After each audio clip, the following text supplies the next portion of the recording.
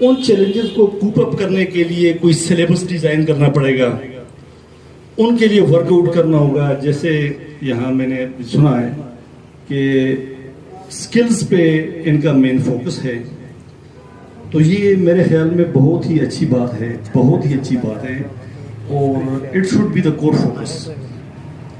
क्योंकि ये जो स्किल्स हैं, इसी तरह आईटी के कुछ स्किल्स हैं, लैंग्वेज के स्किल्स हैं, आर्ट के स्किल्स हैं, इनसे आगे स्टूडेंट्स को इन चैलेंजेस का सामना करना पड़ता है।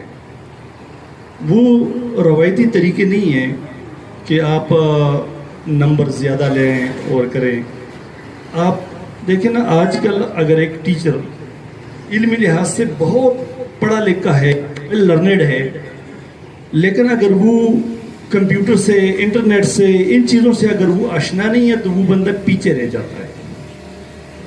हमारे मुकाबले में वो लोग जो कम एजुकेटेड होते हैं, लेकिन जो सोशल मीडिया का, आईटी का इस्तेमाल जानते हैं और अपने फन को, अपने इल्म को दूसरों तक पहुंचाना जानते हैं, वो लोग ज़्यादा सक्सेसफुल हैं। देखिए, मैं एक मिसाल देता हूँ। कुछ काफ़ी साल पहले जो हमारे कारी साहिबान थे, जो मदरसे से निकलते थे, उनके बारे में ये इमेज था कि ये मतलब कम तनख्वाह पर, कम उजरत पर मदारस में या मसाजिद में नमाजें पढ़ाते हैं, ठीक है, बच्चों को सबक पढ़ाते हैं, इनका उजरत बहुत कम है। लेकिन इन्हीं कुरा हजरात में, इन्हीं हुफाज कलाम में ऐसे ऐसे हुफाज, ऐसे कुरा हजरात निकले कि जिन्होंने ऑनलाइन टीचिंग सीखी है, और वो ऑनलाइन टीचिंग करके 2 से 2.5 लाख रुपया पर मंथ कमाते हैं।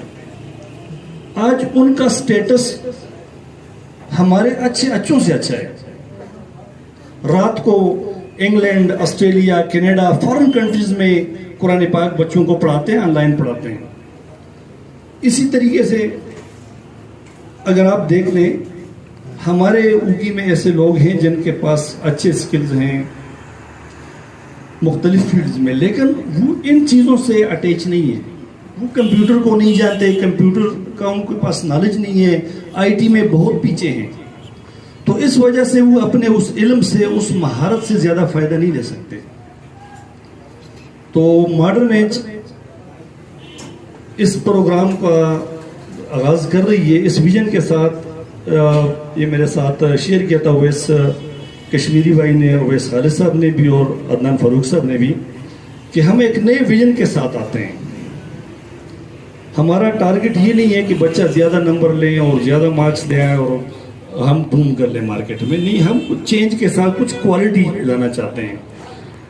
तो जैसे मेरी ज़िंदगी तो डेफिनेटली, जैसे सर ने बताया कि काफ़ी ज़िगज़ैग ट्रैक से होकर गुजरी है, इस पे एक शेर कहना चाहता हूँ कि ताना हाय गुम रही हम सह रहे थे रात दिन, ताना हाय गुम रही हम सह रहे थे रात दिन, राह पर जब आ गए तो रहनुमा कोई न था।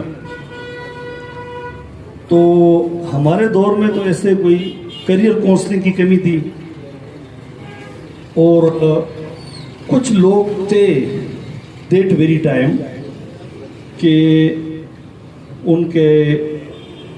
उनका नाम एज अथॉरिटी इस्तेमाल होता था, लोग उनसे मशवरा करने जाते थे।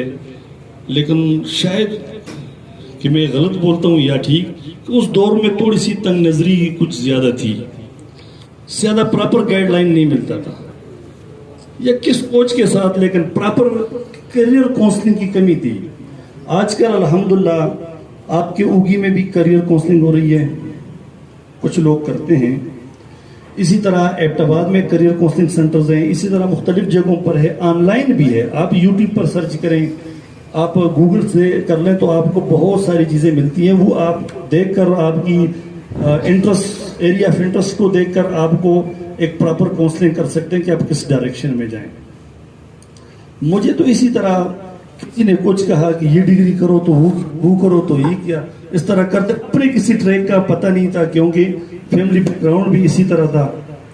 ये वालिदैन पढ़े लिखे नहीं थे, अल्लाह उनको जन्नतुल फिरदौस में आला मकाम नसीब करें। लेकिन अल्हम्दुलिल्लाह की जो एक चीज़ है कि तरबियत उन्होंने हलाल रिज़्क से की है, जिस पे दिन रात शुक्रिया अदा करता हूँ। तो हमें अपने आप को, अपने बच्चों को एक तो हलाल रिज़्क से उनकी तरबियत करनी है, और दूसरा ये है कि जो कमिंग चैलेंजेस हैं उनको सामने रखकर उनका सिलेबस डिज़ाइन करना। ये अक्सर मैं देखता हूँ कि स्कूलों में देखो बहुत हेवी बुक्स होते हैं, हेवी सिलेबस है। हमारे तो ज़्यादातर मेरा साथी कराम भाई गवर्नमेंट सेक्टर के भी हैं, पब्लिक सेक्टर के भी हैं। तो